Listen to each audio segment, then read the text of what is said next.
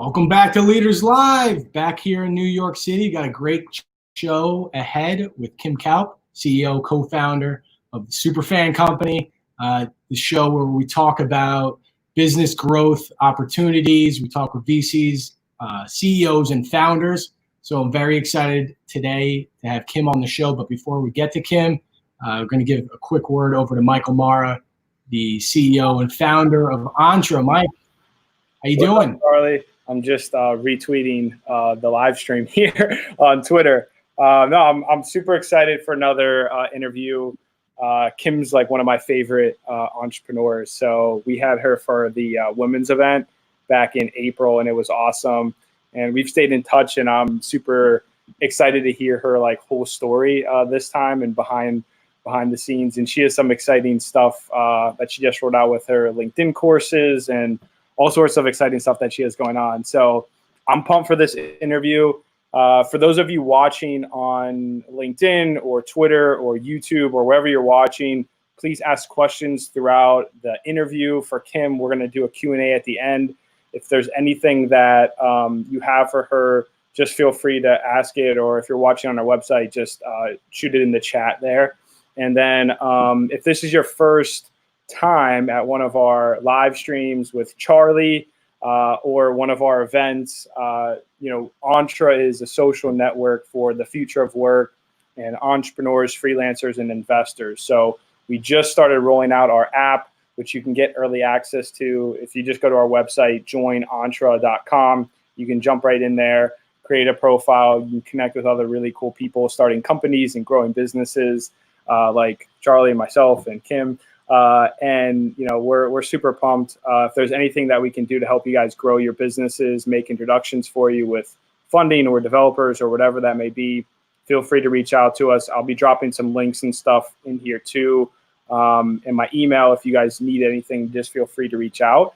We have a bunch of cool events coming up. We have our Black-led startups pitch competition tomorrow night. We're giving out $1,000 cash plus a bunch of really cool prizes with Start Engine, Idea Motive, Foursquare Law, Realm, Startup Advisory, really cool companies. We have 6 startups pitching. So it's going to be really fun. And then there's a bunch of other upcoming events that we have too that I'll drop the link in. And if there's anything else, that's pretty much it. I'm going to be in the background. Charlie's going to do his thing. And I'm excited to listen into this interview with Kim. So Charlie, take it away, man. This is your show. Thanks, Mike. Appreciate it.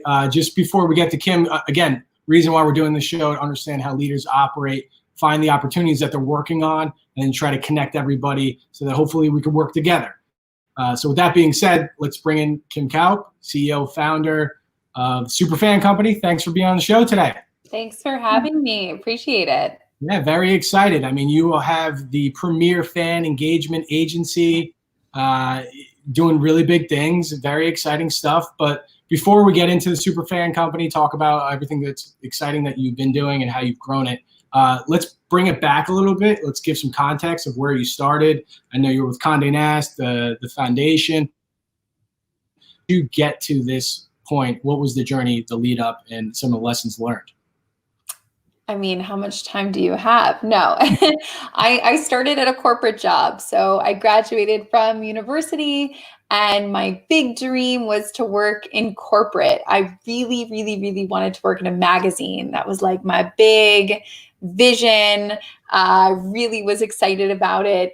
And I had done all my internships at magazines. I was all about magazines, magazine. And so the main place to do that is New York City. That's where at the time all 3 main magazine publishers were located, which was Meredith, Time Inc., and Condé Nast. So that I had my eye on the prize to work in corporate. And I always start off by saying that because I think a lot of times entrepreneurs talk about how they were born with this little seed of entrepreneurship and they had lemonade stands and they sold candy on the back of the bus. And I never sold candy. I bought all the candy. I bought all the pink Starbursts that people were selling. And I never dreamed of entrepreneurship. And I never thought I could be an entrepreneur. It was never even in my realm of possibilities. And so I think it's important to know that you can have a dream of corporate and work at corporate and have a successful career at corporate and still find your way to entrepreneurship and still, make your way over to this new land. And so I worked at corporate for a couple of years and ended up starting this company with my previous co-founder in 2011, which is almost 9 years ago, which is crazy. Sometimes it feels like 9 years and sometimes it feels like 90, like dog years. So depends on what the day is. Well, that means you're working hard. That's good. You're staying busy. That's all good. Let's talk about what you're doing over there, right? Pop culture enthusiasts creating programs, products that engage with super fans. Talk a little bit about the products and services and the clientele that you're appealing to right now. You're helping out.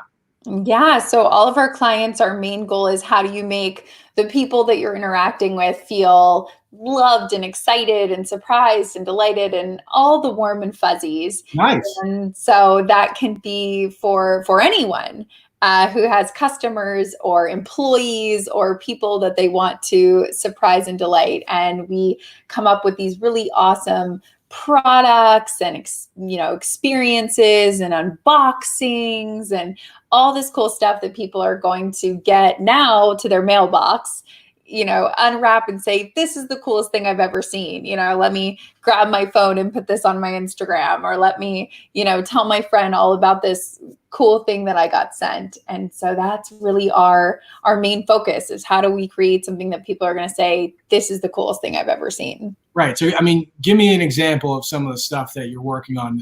Maybe one of your favorite projects that was a serious success, so people can understand actually how it works.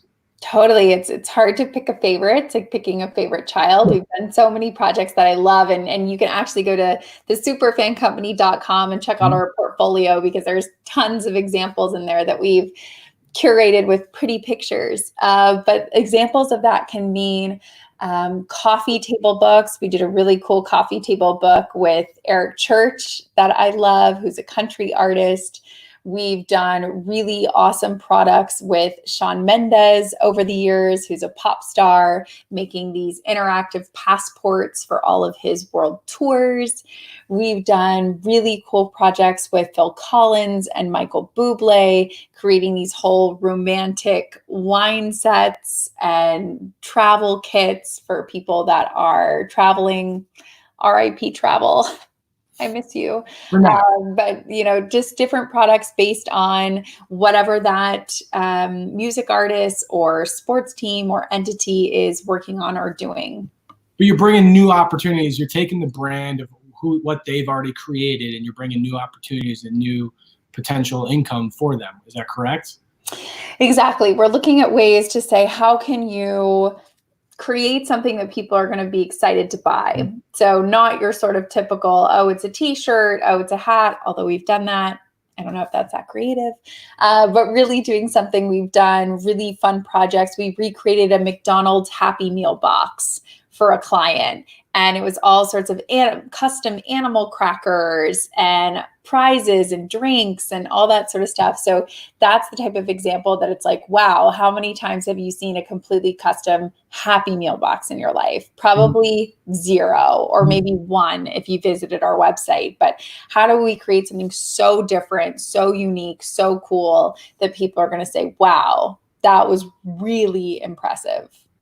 Yeah, and you have a great track record of it. You already named a few. Phil Collins is my favorite. Huge Phil Collins fan. So let me know if so help me out with the intro with Phil.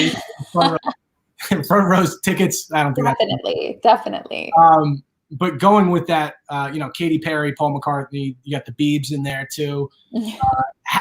Talking about collaboration and partnerships, how did you kind of get that top level brand or entertainment, or the Amazon, Unilever, American Express, these clients, these are top clients. How do you look at collaboration and partnerships, and how did you kind of go about that to get these types of people on your role? Yeah, I think it's really interesting. So I will also say, like, we're a B2B company. I know other friends of mine who are founders who have B2C brands, they're all into Google AdWords and Facebook ads and Instagram ads because that's how they get customers. Because somebody sees it on Instagram and then they buy the shoes or the socks or, whatever sort of product, the peanut butter, whatever it is they sell. But since we are more of a service-based business and we're more B2B, for us, the biggest way that we get clients is word of mouth. And word of mouth and people, having a friend works at another company that says, hey, have you talked to Abby? Have you talked to Kim? Have you talked to Carly? Have you talked to Amy? Have you talked to these women about the stuff that they're doing? I think it could work really well for you. So for us, we knew over the years that our biggest focus was going to be client services. Was our biggest goal, and still is our biggest goal, is how do we make sure that clients are saying to themselves, man, I had such a fun time working with you. And man, I didn't have to worry about anything when I was working with you. And man, you made my life easier. Because the secret to business, the secret to getting hired, the secret to getting referrals that nobody wants to talk about is, do people like working with you, and do you make their life easier? Everyone wants to go to their boss and say, look what I did, and have that be like an easy process. So the more you can help people impress their boss or impress their boss's boss's boss or their client, they're going to want to hire you again because you made them look really good. So that's always our biggest thing, is how do we make our clients' lives easier, and how do we make them look like total rock stars? Right. That makes total sense. And I'm going off mute and on mute because the fire alarm's, of course, going off. During very New York of you, Charlie. It happens. It's all good. Show goes on. We'll stick with that new business growth. Do you have any tips and tricks on the new business growth aspect of it? I know you say the referrals is great. I think that you've built a brand that's very strong and that people want to work with. But regarding growing the business itself, maybe even in like the hiring aspect, but how do you look at business growth? How have you grown your business? Again, we're partnered with Entre, which is a group of entrepreneurs, startup founders, and everybody else like that. So they're in that growth mode. They're trying to grow their business, and we're trying to give them that type of information. How do you look at it? I would say, again, on the client side or, your customer side, word of mouth, like go full on in that. From the actual business and logistics side, I think a mistake that I made early on that I tell everyone, don't make this mistake, is ask for help. So Entre is a great example of ask other founders for resources. I joke all the time with people that I'm like, come copy my homework. Right? I've done the homework. And by the way, I got all the wrong answers and now I have all the right answers. So come copy my homework and let me show you the way to do that. And I think talking to other people that are running startups or people that, have had startups for a while, and people sometimes think that I'm talking about one-on-one mentoring. And that's true. That is possible. But I have mentors that don't even know I exist. And what I mean by that is I follow Sarah Blakely on Instagram. She's always posting tips and tricks and how-tos.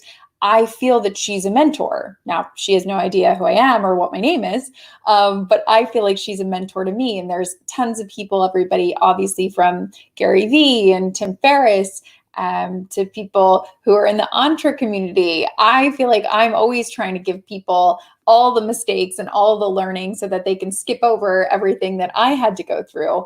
But find people like that who are willing to let you sort of copy their business handbook, their entrepreneurial homework, because it's going to save you a lot of time, a lot of money, and most importantly, a lot of headache that you don't have to make those same mistakes. Somebody else already made them. Yeah, absolutely. Save some time. That's very solid advice. And I think that also falls into the networking aspect of it, right? Either finding a mentor or trying to collaborate with other founders who have been there and done that and you learn from. I guess my question is, for the networking aspect of that and learning, meeting new people, how do you look at networking? What are some of the tips for networking that you have? And I know you're a LinkedIn instructor, which we'll definitely get to, but how do you look at networking and what's, your tips for that? I look at networking as all about giving. So some people might say, oh, that sounds so, woo woo in the universe and karma and give it out and it'll come back in. But it's true. I really do think that the more you give to others, the more you get back. And I think a lot of times in networking, people are like, well, what can you do for me? Well, where do you work? Well, what's your job title? Well, can you hire my company?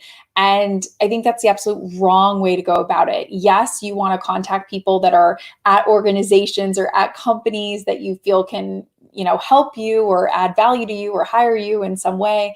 But you also want to approach those people from a place of giving. How can you help them? How can you help, again, make their lives better, make them look like rock stars? Because I will say there are people in my network who I didn't work with until 7 years later, met them, and it wasn't until 7 years later. So I'm very much a player of the long game. I'm a player of give, give, give when it comes to networking. I do these Coffee with Kims. They're live. They're on Wednesdays, again, on LinkedIn. And the community that we build with these coffee meetings, again, are people that are like, hey, I use this app. Hey, I listen to this podcast. Hey, I read this helpful book. It's like, that's the type of networking that you want. People who are freely giving resources, information, learnings, etc., because those are the networking bonds that are going to last. This sort of transactional networking, the where's your business card and, oh, what do you do? People change jobs every 2 years. Charlie could be at one company today, and in a year, he could get an awesome promotion at some other company making twice as much. So you don't really want the transactional of, oh, Charlie's the SVP of this. You want Charlie as like a human, because wherever Charlie goes, Charlie will carry you. And I think that some people get too caught up on titles and where people work instead of getting caught up on the human, because that's the person that you need to follow. Yeah, build that relationship. I like that a lot. Add the value and try to help them out, and then it'll come back. And even if it doesn't come back, it's a great way to live. Someone said that, and I like that a lot. We're talking about networking. I want to definitely point out, throw your LinkedIn profile in the comments so that people can connect with each other. And also, please ask a question for Kim. We'll get to the Q&A in just a bit. So start firing away some questions. Mike's going to take the questions and read them out loud. But sticking with networking, LinkedIn instructor, you're doing a couple courses. I saw there's some secrets that you're giving on LinkedIn. Can we talk about the courses and then some, give us some secrets on LinkedIn? All the secrets. Yeah. I was so excited to create these courses. The first one's all about entrepreneurship. And that's because I would constantly get the question like, how did you do this? Or how did you start this business? Or what, I saw you on Shark Tank. Like, how did you get on Shark Tank? How did you do this?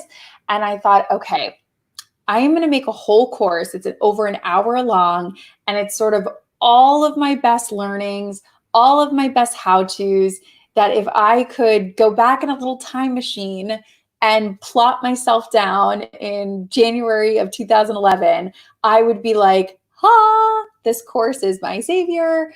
This is an hour worth of like everything I need to know, to start the business. Because I know when I started my business, I started it by Googling how to start a business. So, square one. So this course is for people that are curious about entrepreneurship, people who maybe already have an idea that they want to start, people that kind of have an idea that maybe this could be something that's interesting. It's a really great course. It's on LinkedIn Learning. It's one of my favorite things I've probably ever done and produced because it was such a labor of love. The second course I created was, again, to sort of answer this call of COVID. I mean, let's be honest. It's a dumpster fire, right? Like, this whole pandemic is awful. If you're a small business owner, look, I feel you, you feel me. Awful, dumpster fire, terrible.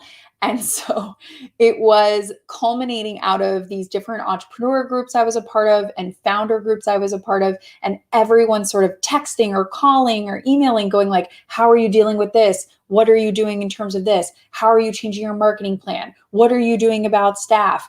And it was like, okay, let's compile all of this information that I'm getting from all these various resources, and let's stick it in a course, and let's give it a really unique name, which is Navigating Through a Crisis.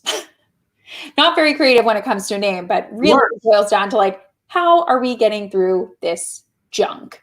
And so that course is, again, very niche, very specific. It's for people that are founders or small business owners that are navigating these crazy times that we find ourselves in. And that one is actually free. I'm so excited because I don't know if you saw the announcement, but Microsoft and LinkedIn announced I think it was like $100 million initiative to give away all this free learning for people that are struggling or out of work or kind of answering the call of COVID. And so my course was picked to be part of this like free offering. So anyone in the world, totally free, no paywall, anyone can access this course, which I love because I hate the idea of someone needing the help or a small business owner wanting to get information and them saying, oh, well, this cost, X amount and I don't have that amount to spare. Right. That was like the worst feeling. So I was so excited that it was part of this Microsoft LinkedIn bundle announcement. Sure. Absolutely. It's very exciting. And there's a lot of questions, especially with COVID going on right now. On the real estate side with Cushman & Wakefield, we get a lot of it. Like, how do we navigate our office? We've created the 6-foot office. We have tons of material that we can share. If anybody wants it, I can definitely send it out. But I'm curious on your end, like with that course, what's the most common question that you're getting and probably the most impactful for these founders that they're coming back to you and saying, thanks, Kim, that was great? I think the most common question that everyone seems to be asking is, how do I keep adapting, right? Because everyone's getting, here in the US at least, like some states are opening, but then some states aren't. But then shipping is delayed all over the world because of all these different things. So everyone's trying to get this adaptability. And so a lot of the course covers, how do we stay nimble? How do we stay fast and easy to make switches, to make resources kind of happen? And how do we find, again, I keep echoing it because it's so important. How do I find partners? How do I find people to collaborate with? Because the truth of the matter is, we're all going through this. There's not some like magical island that's COVID free. And if there is, let me know because I will book myself a ticket there. We're all going through this pandemic. So whatever resources we can get and help each other, that's what's going to be really helpful. So the course also touches on like, how do you find fellow small business owners in your hometown, and how do you partner with them to save on spending or capitalize on each other's marketing? It's really about how do we keep coming together to get through this. Yeah, absolutely. And sticking with that, helping out founders and giving them information. You mentioned you were on Shark Tank. You got 4 out of 5 sharks give you the A-OK. Talking about pitching. Fun fact, our episode actually re-aired last night. Oh, yeah? I always know when it re-airs because I get a lot of funny text messages or Instagram things from friends being like, I saw you on the TV. So you just fist pump. You're like, it did it. Yeah, all right, good. So going back to pitching, I mean, you pitched obviously some of the toughest people in the world, and you successfully raised some funds. What type of advice would you give to a founder who's looking to pitch? I don't know if it's in that environment because that's pretty hardcore, but raising capital in any sort of way, how did you go about it? How did you look at it? And what would you suggest when you're raising capital, a methodology or a way to go? I would say and spoiler alert, we didn't take the funds on Shark Tank. Oh, nice. I don't want to ruin it for anybody, but I think you just did. I just did. So, but I will say, I think even before you think about pitching, whether it's an investor or an angel, if you take like 2 steps back, I think it's kind of like an onion. You keep peeling the layers. I think that the inner core is you have to get comfortable talking about yourself and your business, which is really sometimes icky because people are like, me? You want me to talk about it? Like, can I write you an email? Can I send you a text? And it's like, no. You have to talk about it out loud. to other human beings. Mm. And that can be extremely scary. I think MSNBC or something did a poll last year about the most terrifying thing at work. And the number one thing was public speaking. Nobody wants to public speak. Nobody wants to make the presentation. Everyone's like, pick him, pick her. Like, I don't want to do it. And you have to get really comfortable with that uncomfortable feeling. Like, you have to go get in front of people multiple times over and over again and get really comfortable doing presentations, doing that elevator pitch that everybody talks about. And so if I could make 2 recommendations to people who are thinking about pitching, or people with corporate jobs that are just like, maybe you do want to make that marketing presentation, maybe it shouldn't always be Bob or Janet. Maybe it should be you. I would say the 2 things that I recommend the most is, number one, and you could probably do it digitally at this point, sign up for an improv class, because I know that sounds really weird, but the thing about improv is you have to be able to think on your feet. And what happens in a lot of these investor meetings or presentations is, boom, somebody asks a question, or boom, somebody says something that you didn't expect. And you have to be able to react, and not react like deer in headlights. Not a good reaction. So taking an improv class will teach you those reaction skills. Now, granted, an improv class is talking about, silly things, and you'd have to morph that into business. But I do think that skill, that reaction skill, is really strong. And the second thing, which is the most painful, and everybody hates doing it. I hate doing it. I still do it. You do the things you don't like, because that's how you get better. You have to tape yourself speaking. Ugh. Everybody hates the sound of their voice, and everybody else, doesn't want to see themselves on camera, but it's so helpful to see any weird tics that you're doing with your hands or speech. I tend to say too much. So I'm really working on not saying that, but you have to watch yourself in order to see those things. So those would be my top 2 tips. And I know the second one is so painful, but it really is helpful. Super painful, but very helpful. Super pain. I know. I wish I could have like a less painful thing, but it's kind of like working out. Yeah. I don't want to do the sit-ups.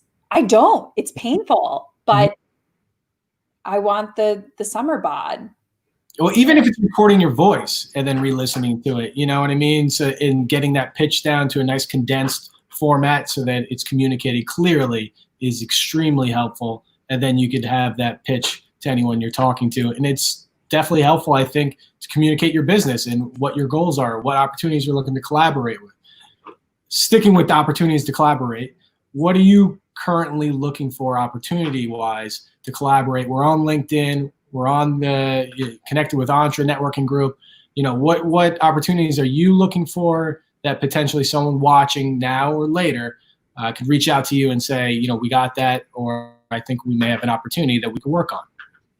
I would say for opportunities at the Superfan company, we have been talking to a lot of conferences that are going virtual. We've been talking to a lot of companies that are saying, we have 2,000 employees that are now working from home. How the heck are we supposed to keep up culture and that camaraderie and that magic when we're all in different places? So can we send something to all of our employees? Can we send something and then have a digital experience, kits? Can we do a cocktail making class? Can we, because I think what a lot of businesses are realizing is working from home is great, but what it maybe isn't so great for is that camaraderie, is that magic, is that, bonding with your fellow teammates and trusting them and building trust. And unfortunately, a lot of that happens when you're in person. And if it's not safe and there are people who are immune prone, who just can't do those things yet, then how are we doing that virtually? How are we presenting something that people can open up in their homes and feel connected to a space that they aren't at physically? So any opportunities of meeting planners, of people that work at companies that are looking to do employee engagement, those conversations would be a yes. And then in terms of opportunities that I can give, I would say, again, we put in the link for those LinkedIn freebies. I think, again, going back to talking about yourself and talking about what you do, LinkedIn, I think, is one of the main culprits of this. I will see people who I know personally who are awesome, like killer people with like big job titles and awesome jobs. And then I look at their LinkedIn and it's like embarrassing. Like they don't have any of their information filled out correctly. It's like an old picture. I'm like, ooh, girl, you got to fix that.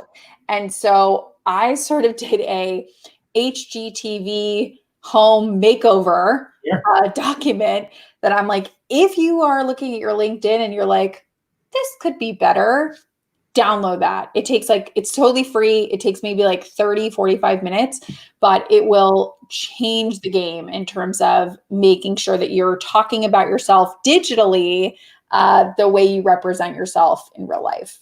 Right.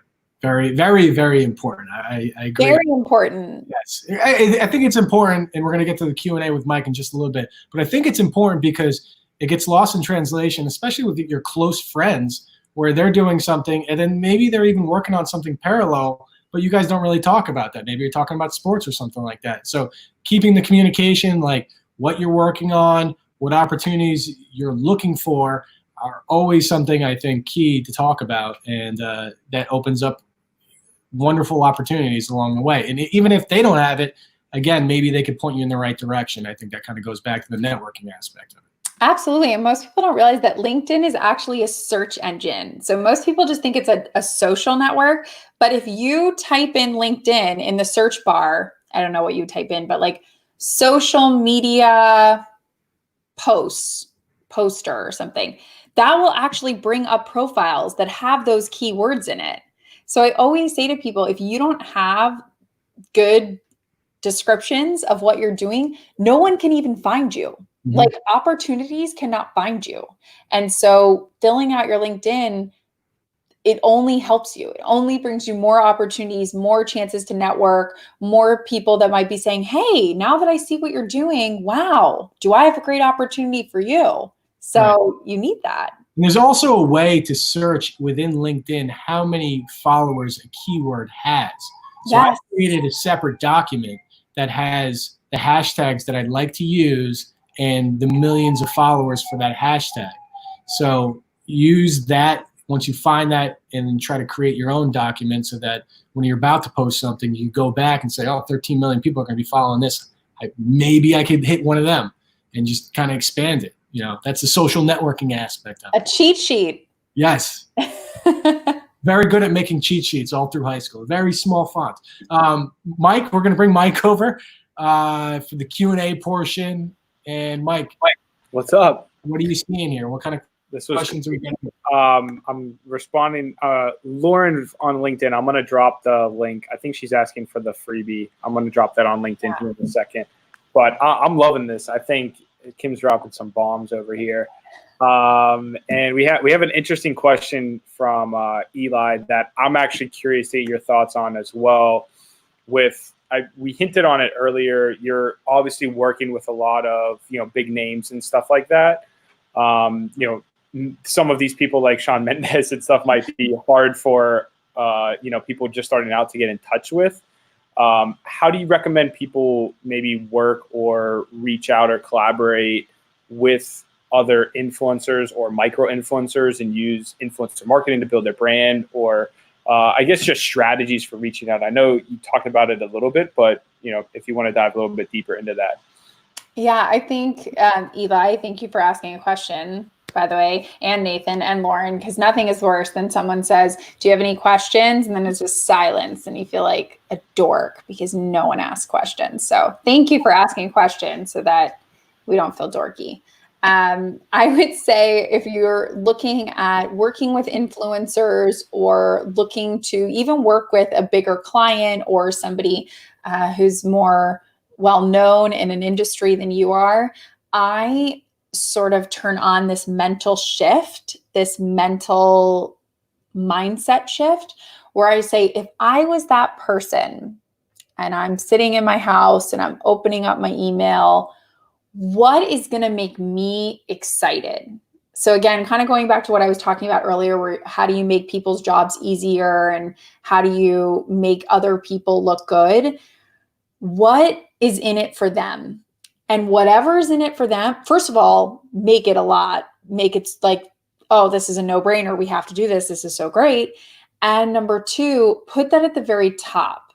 I'm always shocked by the amount of emails and requests that I see that start with, I want. No. It's not about what you want. You have to be client-centric and client-focused. It's what do they want? And it's, here's something for you. Here's something that I think would be great for you. Not I want, I need.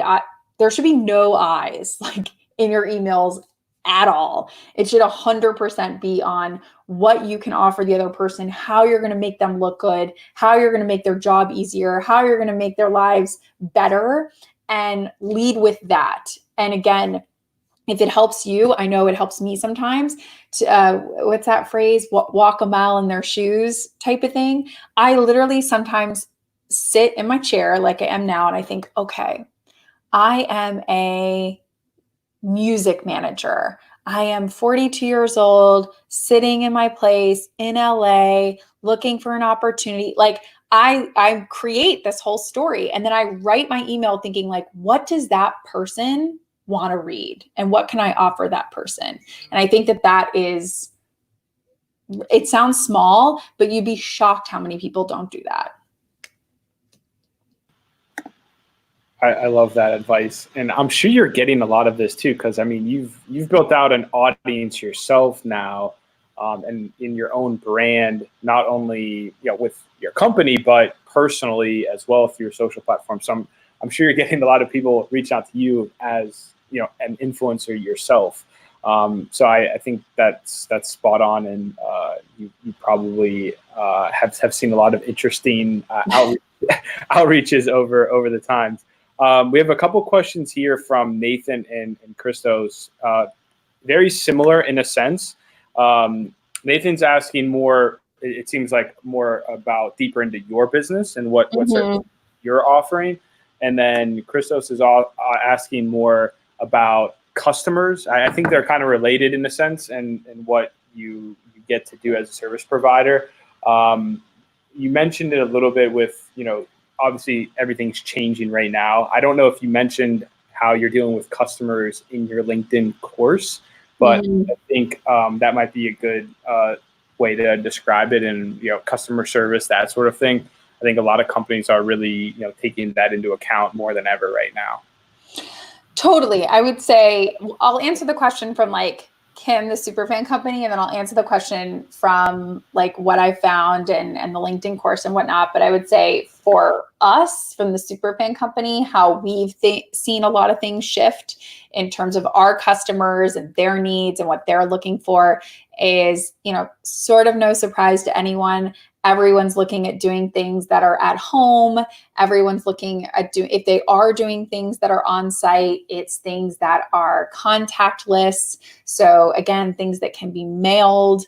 I think a lot of people are really focused on how, again, can we create that engagement? A lot of our business previously was at live events. So obviously we don't have live events anymore. So it's how do we create that magic at home?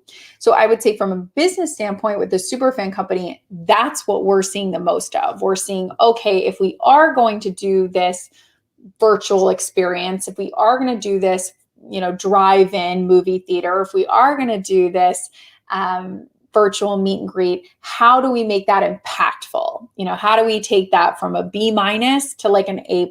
So that's really the problem that we're solving over there. I would say from a human, other small business owners, what small business is going through right now in terms of customers, I would say that is more focused on communication. And I talk about it a lot in the crisis course that we link to, because that seems to be the biggest source of friction from what I've seen from friends other founders who are friends, other small business groups that I'm a part of, everyone's having a hard time reaching their customers, communicating with their customers.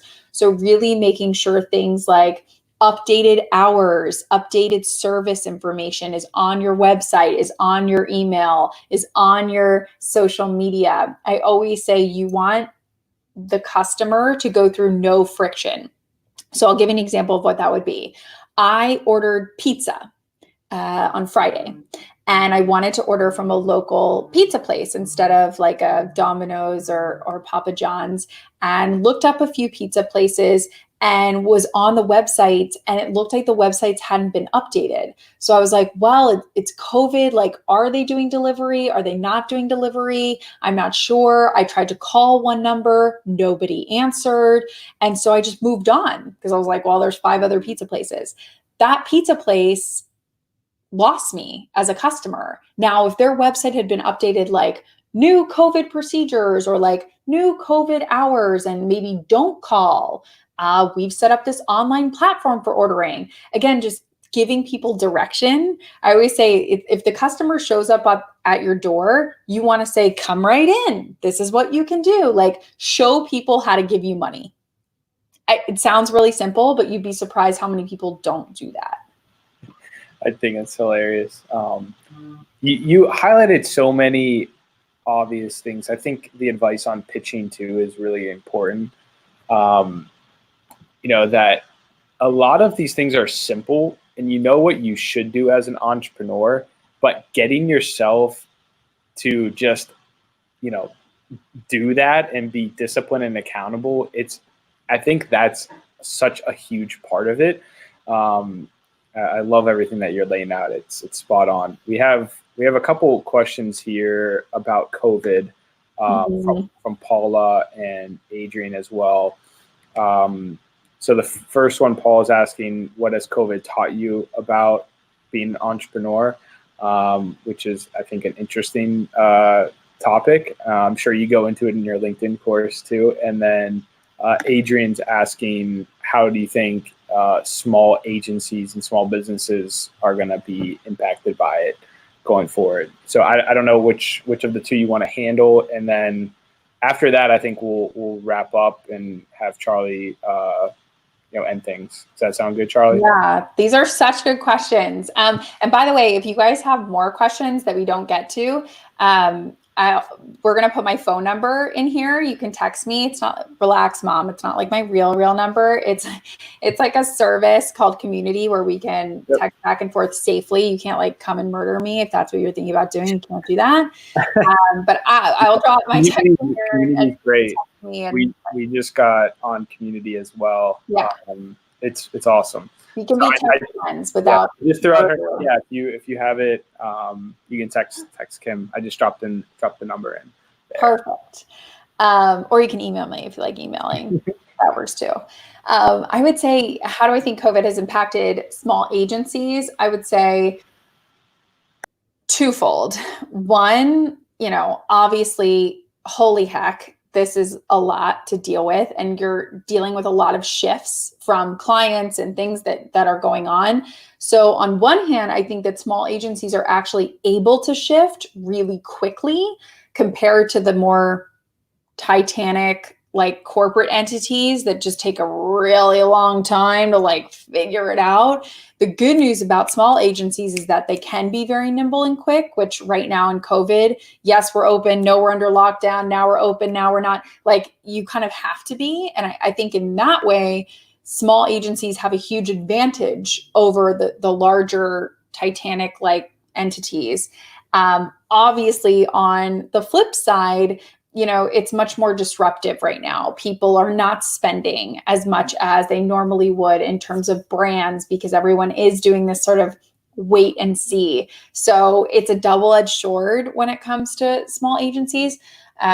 Honestly, I think at this point, it's like time will tell. I think that's one of the most frustrating things for me as an entrepreneur. So going back to kind of weaving in Paula's question of, what it's taught me, I think what this has taught me is, as an entrepreneur, you're normally very much like, okay, here is the goal, here is point A.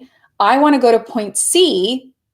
How am I going to get there? Am I going to walk? Am I going to jump? Am I going to go under the ground, over the bridge? Like you figure it out. You're sort of you're like, I know where I'm going and I'm going to figure out how to get there. I think what's really been disruptive and hard about COVID, and I've talked about it a lot with other entrepreneurs and small business owners, is that point C keeps moving. Like the goalpost keeps moving. Like when this happened in March, it was, okay, well, this will be over by July. Here we are. It is July. This is not over. So now it's like, okay, well, now the goalpost is shift to December. Is it really going to be December? Like, I don't know. So I think that's been the most difficult part, because I think entrepreneurs are very much like, if you give me a goal, I can get there. Might look kind of crazy and unconventional, but I'll get us there. And what's hard is when the destination keeps changing. So it's kind of like you keep changing your GPS. If you've ever done like the maps on your phone, if you keep changing the GPS, you're like, oh, I can't get to the destination. And I think that has been unprecedented as well, because even when you have a big event like Hurricane Katrina or, some big natural disaster, there's always kind of an end point. It's like, well, the hurricane's over now, or like the storm is over now, or the earthquake is over now. Like with big other events, there have been like an end point. And with this one, there's kind of no end in sight. So hopefully that helps, Paula. I don't know. If not, text me and we'll chat about it. That's funny. Very animated. This is a very good talk. I'm having a good time. A lot of gems. I have one more question, but this question from Lauren came in. I think it's pretty good, so I wanted to bring it up. First of all, she said you're great, which is great. But how do you get your first client with no word of mouth, and then how do you get mentor help? I just want to touch on that before we get going, because I think it's a good question. It's such a good question. 100%. In addition to Tipo, just saying. I would say the first client, no one likes hearing this, but like the truth hurts. I think Lizzo said that. We did our first project totally for free. We had corporate jobs at the time, so it was like a side hustle. And we basically went to our first client and we said, hey, we want to work for free, and here's what you're going to get at the end. So the person was like, wait a minute, this costs no money, no skin off my back, and you're like going to give me this value for free? And we were like, yeah, that's how it's going to work. Because we knew, and I still operate under this, mindset. Once you have an actual prototype, or once you have an example of like a case study, it's so much easier to get other business. And that doesn't matter if you're a service-based business like me, or if you are Bombas Socks and you're selling socks. The minute you have your first pair of socks and you sell that first pair of socks to a human on your Etsy store, you can then go to another human and say, well, they bought the socks. Did you see the socks that they bought? They bought 20 socks. Or in our case, it was like, look, they made this magazine product. And then it makes it much easier because you can keep pointing behind you and going like, well, they did it, or those two people did it, or you can call that person and they had a great time working with me. And I would say we did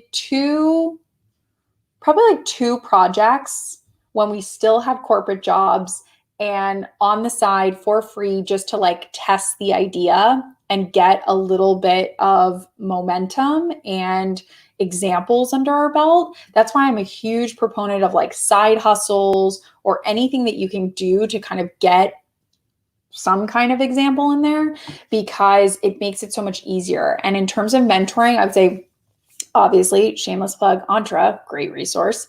But I would say, again, going back to my example earlier of, you can have mentors that don't know who you are. So you can be like me and follow Sarah Blakely on Instagram, or on LinkedIn, you can follow Gary Vee or any of these other people, and all of their wisdom can like go in your brain. And so I would say, again, Lauren, like join me tomorrow every Wednesday at 1 p.m. Eastern. I'm here on LinkedIn Live with amazing humans that will gladly mentor you and give you all sorts of lovely resources. So join in the fun. That's great. So you're doing wonderful things. Let's leave off words to live by, personal mantra, or ethos, and then we'll wrap it up. Words to live by.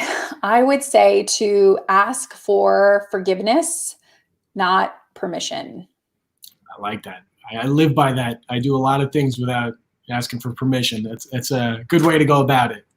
Yeah. And then you just perfect your like sad face, like, sorry. I didn't know I could do that. You didn't know I wasn't allowed to do that.